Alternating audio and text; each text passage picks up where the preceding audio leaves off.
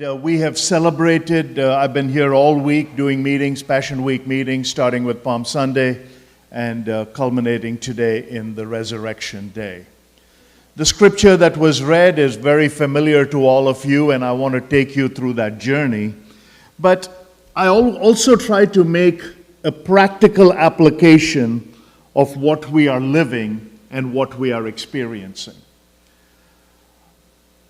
I heard the story of a young boy who went to his grandfather's house, and his grandfather came from a long line of very illustrious Christian family that had served all over the world. Am I going to advance this? There you go. Let's move it up. There you go. Okay. So, where did that come up? The unraveled. Let's back. Who does an Indian call for PowerPoint? All right. There you go. So the young boy goes to his grandfather's house, and his grandfather says, "On the table is an old Bible. I do not want you to touch it. It is an ancient treasure of our family. If you notice, it's got the leather binding. It's got a lock on it. The lock is broken, but I do not want you to touch it." Well, when you tell a child not to do something, what's the child going to do? Open it. So he opens it, and somewhere in the very first few pages of Genesis, a small leaf drops out from one of the pages. And the boy is both petrified and curious. But he takes the leaf now. He knows he's disobeyed his grandfather.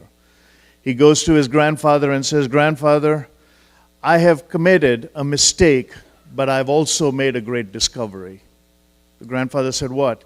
He said, "I opened the Bible that you told me not to open, and I found Adam's underwear." So, if you try to remember, we need to look at life through the innocence of children. They seem to enjoy the truth of belief much more than us as we discern these things and try to create a qualification that dies. Let's look at the first part of that, which is, "But the angel said to the woman, 'Do not be afraid, for I know that you seek Jesus who was crucified. He is not here, for he has risen, as he said. Come see the place where he lay.'" When the whole concept of he rose,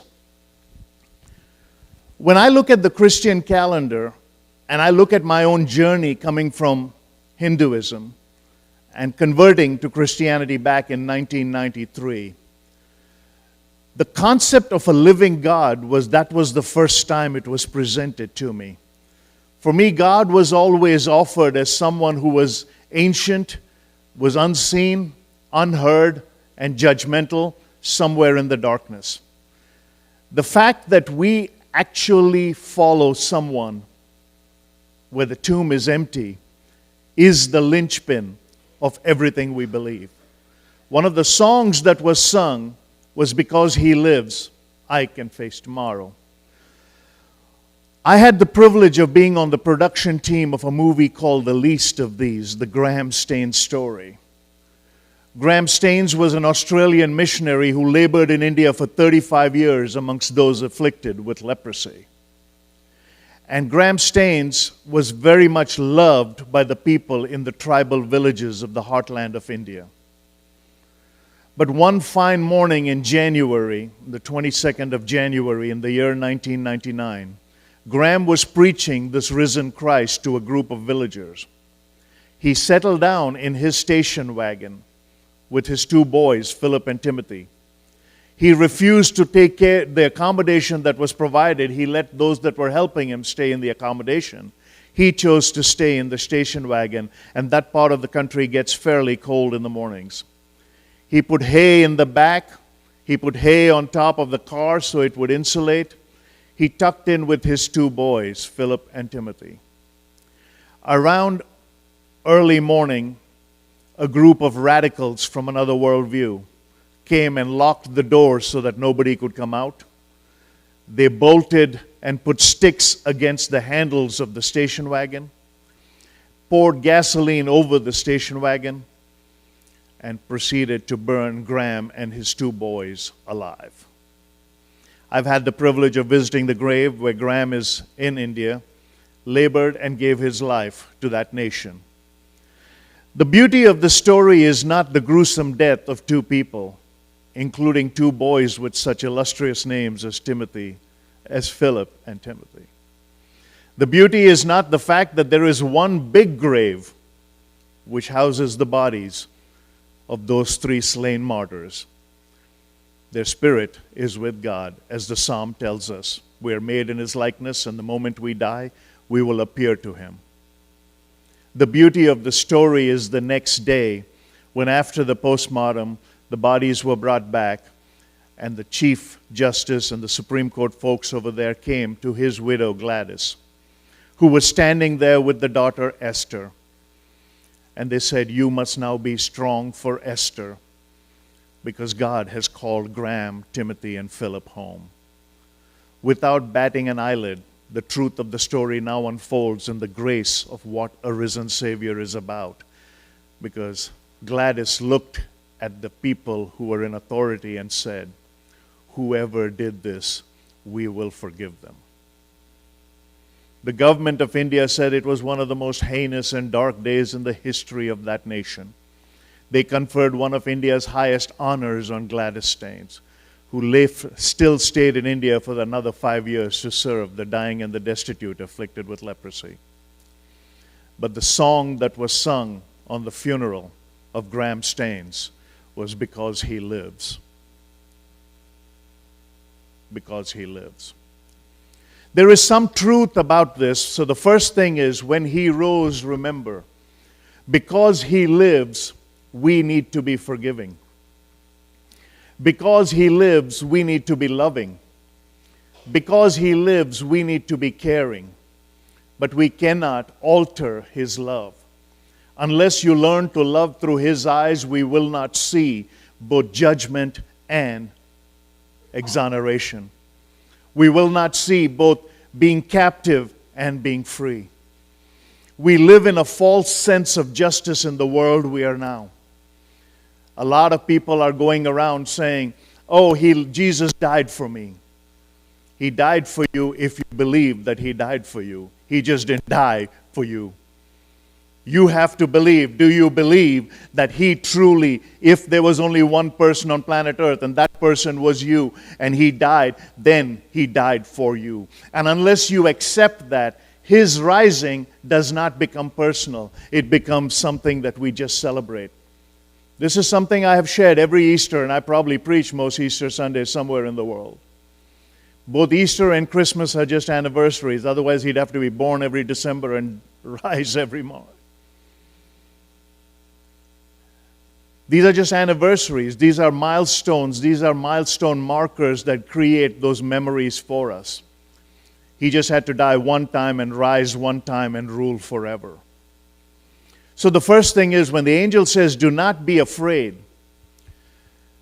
the compassion of a living God takes the fear out of a judgmental God. And this is something that is so different in the Christian worldview than it is in other worldviews. Because of this fact that we did not have anything to do to earn His resurrection. We did not have anything to do to earn His favor. There is nothing you can do to be good enough to belong to Him. Yet there is nothing you can do that is bad enough that will keep you from Him.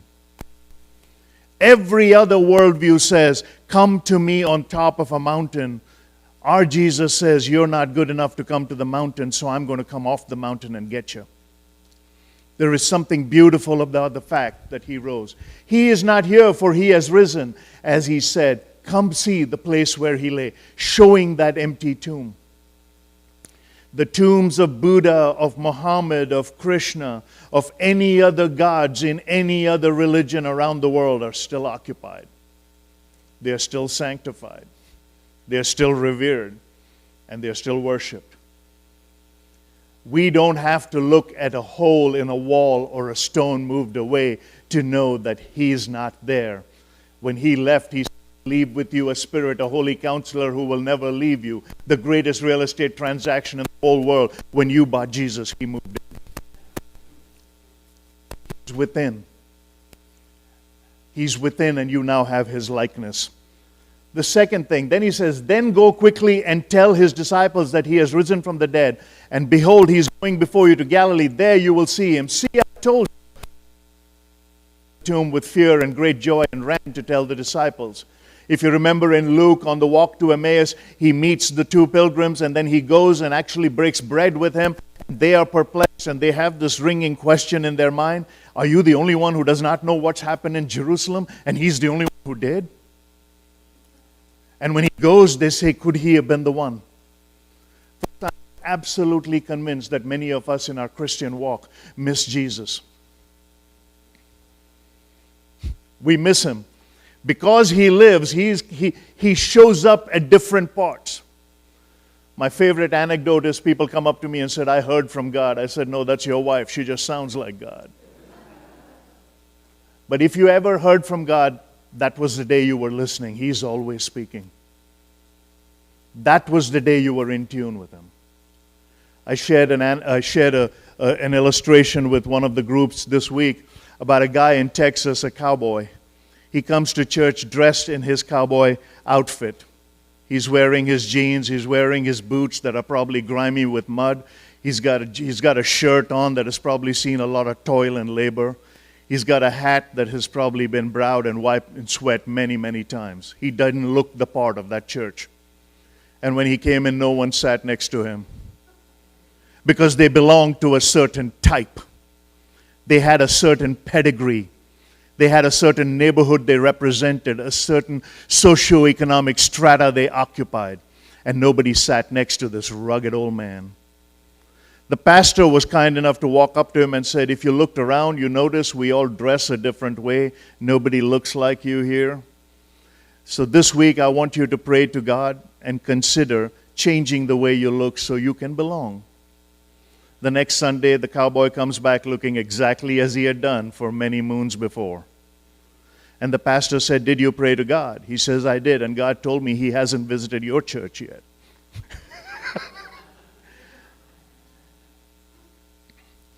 Are we missing him sometimes because we're busy? Are we missing him sometimes because we're in a hurry? Are we missing him sometimes because we are so preoccupied in what we think he should look, act, and feel like? Admiral Jeremiah Denton was the highest-ranking official of the United States Navy ever captured during the throes of Vietnam.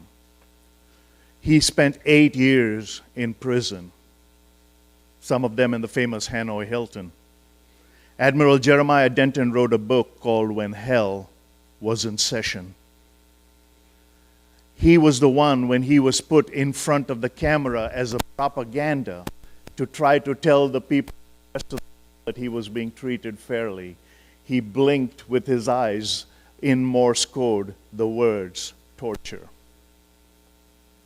He wrote a poem called La Pieta, which is about Easter. He wrote it, and it's in his book, When Hell Was in Session. The soldiers turned, then stared away. Young John found nothing he could say. The veil is rent, the deed is done, and Mary holds her only son. The night grows, his limbs grow stiff, the night grows cold, but naught can loosen that woman's hold. Her gentle, anguished eyes seem blind. Who knows what thoughts go through her mind?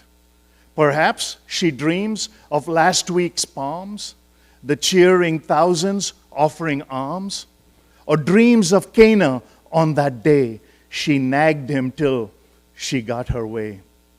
Her face shows grief, but not despair. Her head, though bent, has faith to spare. For even now she could suppose his thorns may somehow yield a rose. Her life with him was filled with signs that God writes straight with crooked lines. Dark clouds can hide the rising sun, and all seems lost when all was won. All seems lost when all is won. The beauty of this weekend is both the agony of the cross and the adoration of heaven. The darkness when Father turns his eyes away because he could not see sin and his Son had become sin, to the absolute light. But this is what's inscribed in one of the cathedrals in Europe, in Germany. It's in the Lübeck Castle in Germany. You call me master and obey me not. You call me light and see me not. You call me way and walk not. You call me life and desire me not. You call me wise and follow me not. You call me fair and love me not. You call me rich and ask me not. You call me eternal and seek me not. You call me gracious and trust me not. You call me noble and serve me not. You call me mighty and honor me not. You call me just and fear me not. If I condemn you, blame me not.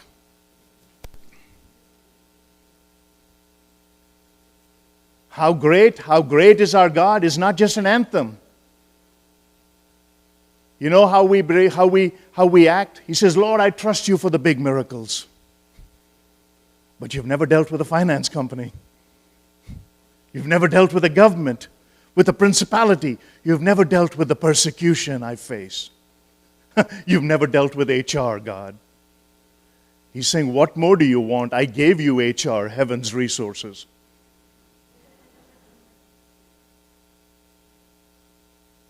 You know, the companies we work in actually follow the Ten Commandments, but we trust Him not. You're saying, where does my company follow the Ten Commandments? I said, try murdering someone on the job. See how long your employment contract lasts. Try stealing a little bit and coveting something. See how quickly they terminate you. We follow the goodness in every edict of existence, but we trust Him not. When He's saying, go quickly, tell disciples He has risen, those people are still doubting. In fact, when He does arrive, let's look at what happens next. When He does arrive, and behold, Jesus met them and said to them, greetings. And they came up and took hold of His feet and worshipped Him. Then Jesus said to them, do not be afraid. Go and tell my brothers, go to Galilee and they will see me. He's still telling them not to be afraid. What more do you need as assurance of faith when the one you thought that had died, the one you thought they buried and sealed, the one you thought was gone, is now standing in your presence? Do you realize the only thing we sent Jesus back to His Father with were the holes in His hands and His feet? That's what we gave Him. In fact, I truly believe that's why Thomas was selected to go to India, because where else would you send a doubter than a nation that doubts? We got 1.2 billion people in India. Well, we're eclipsed China. There are 1.4 billion in India. Do you realize somewhere in India there's a woman giving birth every second? They're trying to find her and put a stop to it. You know, I said at some point we got to get behind this thing. He knows. So first thing, He rose. Then He chose the moment He would appear. But He already knew what they would be thinking about. Henry Martyn was a missionary. He went to India when William Carey was in India. The East India Company that was ruling India at that time said, we have too many missionaries here. We don't need another Christian. Henry Martyn had been supported by the London Missionary Society, and he was telling William Carey, can you find a way to get me some money? I don't want to be in India. I want to go to Persia, modern-day Iran. And they said, there's no money to send you to Iran. In fact, we want to send you back to the UK. Now, Henry Martyn had left the love of his life, Lydia Greenwell, in England. He was 30 years old, 29, when he made the commission to go serve his God. He told the love of his life, I've chosen God. Will you wait for me? She waited a year and then went and wed someone else, so that slipped away too. Henry Martyn did not know what to do. He's now all of 30 and he's now in an unwanted area and he's got no money. He did what none of us would do. He stowed away on a ship to Iran. Can you imagine in this day and age, because you know that He rose, you know that He chose, and He knows that you are the one He's going to equip, that you would ever get on a ship and go to Iran?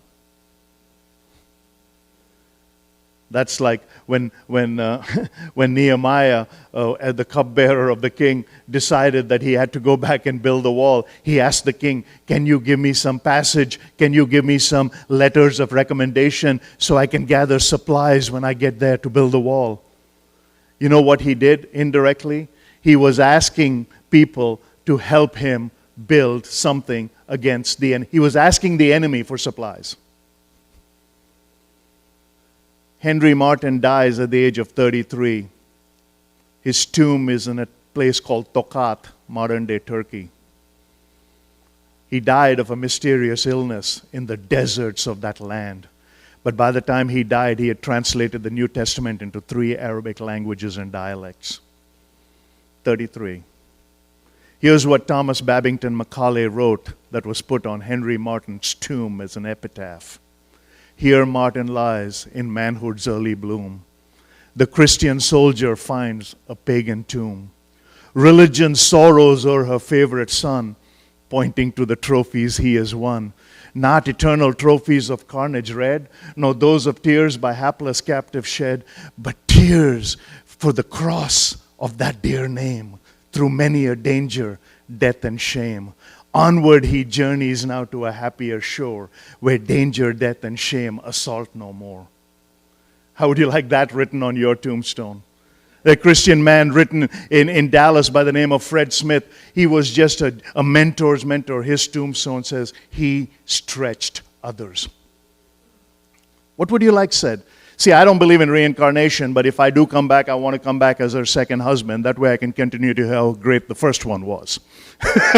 But that's an indirect compliment to me, I guess. "And behold, Jesus met them and said, 'Greetings.' And they came up and took hold of his feet and worshipped him. Even though they were worshiping him, he had to tell them, 'Do not be afraid, and go tell.'" This is a very pivotal part of this passage. We worship him, but we're still afraid to tell others.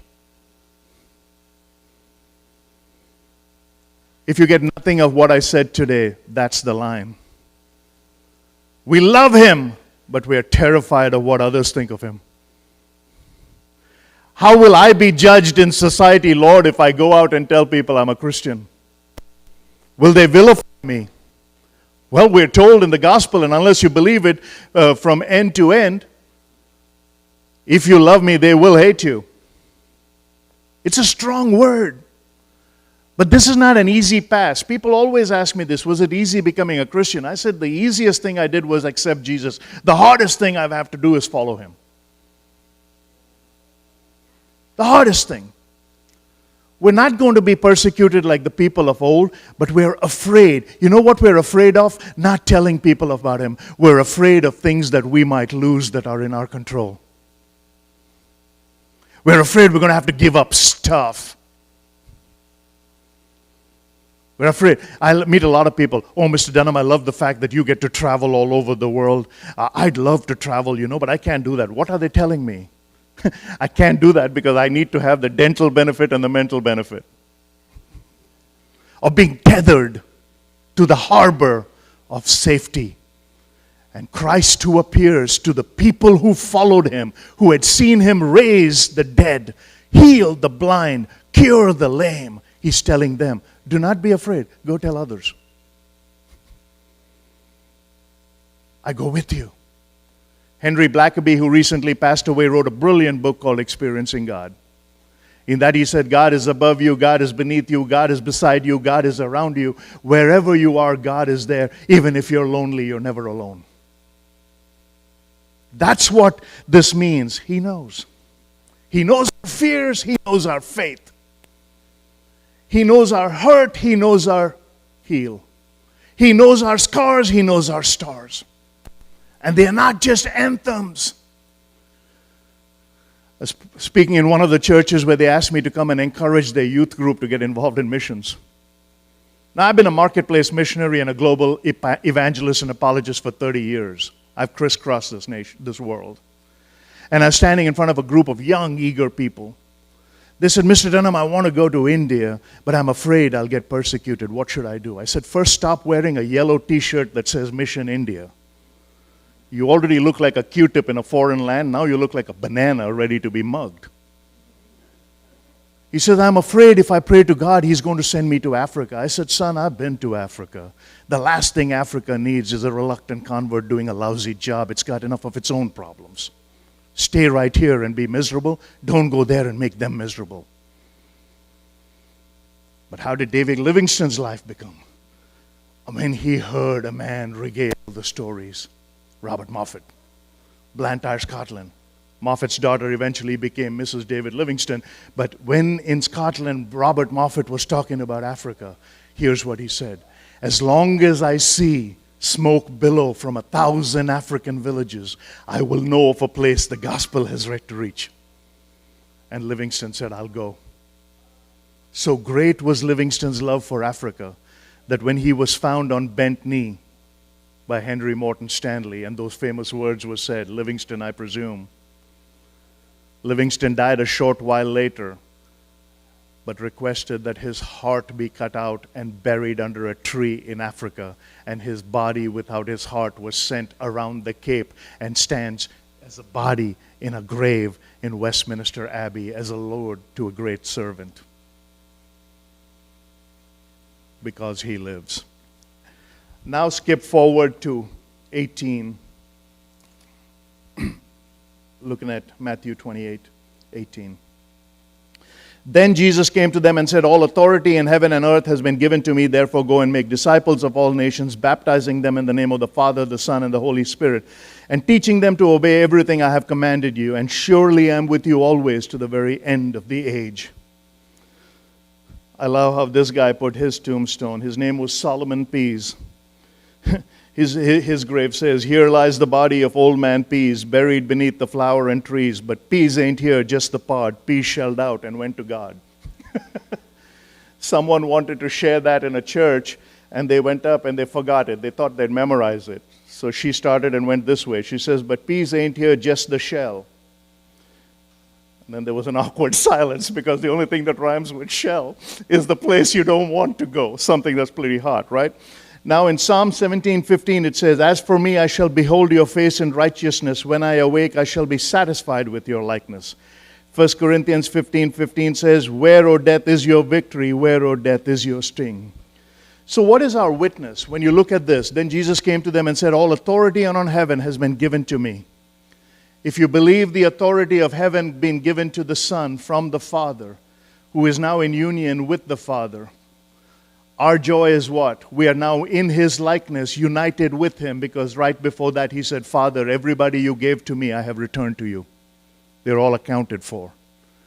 Therefore, go and make disciples of all nations, baptizing them in the name of the Father, the Son, and the Holy Spirit. Folks, there's something very interesting about this part. My wife and I were talking about this. Some of the folks who are born into generational Christian families just want to convert. They don't want to witness. They just want everybody to be like them. You have to understand what others believe if you're going to really fulfill the Great Commission and the Great Commandment. You have to know where you're going. That's why the old people who went and labored for 40 and 50 years set up camp there and did all kinds of amazing things. Brother Chris and Sister Phoebe, and we have a common friend by the name of John Bechtel. John tells a story that marvels any other story I have seen of Go Make Disciples. He tells the story of how one day he was wearing a nice starched white shirt, and they were somewhere in the Papua New Guinea area, and the guy took him to the rim of a canyon. He says, I want to take you to the bottom of the canyon and meet a man who never went anywhere. He just changed everything right here. And John said, okay, let's go down. So they ventured, but before we go down, I want you to look in this valley and tell me what you see. He said, I see clusters of villages. He said, what else do you see? He said, each village seems to have a central structure that is a little more sturdy. What else do you see? Well, that central structure has a cross on it, so I'm assuming it's a church. He said, yeah, every one of these villages has a church. This entire valley has been evangelized. Now let me meet you to the guy who went. They ventured down into the valley. And John, as only John can describe, and only he can do justice to description, he was like the G.K. Chesterton of our time. He knew how to turn a phrase. John said, the guy who came walking up to me looked anything but an emissary of God. He said he had his shorts turned inside out, which means the pockets were flapping in the gentle wind. When queried, he said, I only have one pair of shorts. I turned them around for variety. That's his fashion statement. His body was covered in pig fat to protect him from the blazing sun. On his head, he had half a basketball. That was his cap to protect him from the heat. In his leg, he had a broken off half an arrow, something that he had never taken out for 20 years because it would result in immediate death. So limping through that entire area with half an arrow in his leg, a split open basketball on his head, shorts turned inside out, and a body covered in pig fat, you now get to meet the great evangelist. John said, my initial reaction was, if he wants to hug me, this shirt's ruined. And then the boy told his story. He said another missionary had gone who heeded this call. He didn't speak the language, he didn't know the people. He didn't know the danger, he didn't care for the peril. He just went to the outer rim of where the first village was, set up a campfire, opened his Bible, and started to read and recitate Holy Writ. One day, out of curiosity, this man came. Said, what are you doing here? He said, I'm here to tell people of the love of Jesus. And he was able to convert that man through conversation. That man then eventually went to the first village that was angry at this missionary and started telling him that this guy talks about truth. We need to educate our people. He convinced the chiefs to start having schools in that area. And eventually he evangelized the entire valley, about 25 villages. But John Bechtel, in his beauty, ends this message by saying, what is your known world? That was his known world. What did he do in his known world? He populated heaven. He populated heaven. What are you doing in your known world? We celebrate the resurrection with great joy because it's the hallmark of our faith. And as I close, I want to introduce you to Sammy Dagar. Sammy Dagar is a Lebanese man whose family moved away to Ohio, I think, settled in Illinois. They settled in the Chicago area. But Sammy felt a call to go back to Lebanon. Sammy Dagar, if you check the online records, is the man who led Franklin Graham back to Christ. Sammy Dagar in Lebanon said, Lord, I gave up the riches of the West to come back here, and suddenly I wake up and I have occupation around me. I suddenly have 100,000 Syrian soldiers on guard, terrorizing my nation. Is this not injustice? I could have had a better life. I came back to serve you, and now they are creating problems. He says the word of God came back and simply said, Sammy, I just sent you 100,000 people who don't know me. It is not enough to know that he rose. It is not enough to be gratified that he chose. It is not enough to be glorified that he shows you and then sows the path. Because one day we will stand in front of him and he's simply going to ask, what did you do with my name? Worship today was marvelous. I'll close with a funny story and then I'll let Brother Krish come up. There was a lady running late to church, and I was nothing about you guys, but there was a lady running late for church. And let's just assume it was Easter. She was making a beeline for church and her car broke down. So she hailed an Uber. And as the Uber guy was going, she suddenly realized that the Uber guy was taking a different direction. He was not going in the direction she had hoped. And so suddenly she pat him on the shoulder. And that guy swerved across 3 lanes, hit the embankment, skidded over, spun around 3 times, and ended up on the median. And the lady was paralyzed with fear. She said, Sir, are you okay? He says, No, ma'am. This is my first Uber ride. I used to drive a hearse. So sometimes, don't be afraid, but sometimes realize that fear is real, Brother Chris.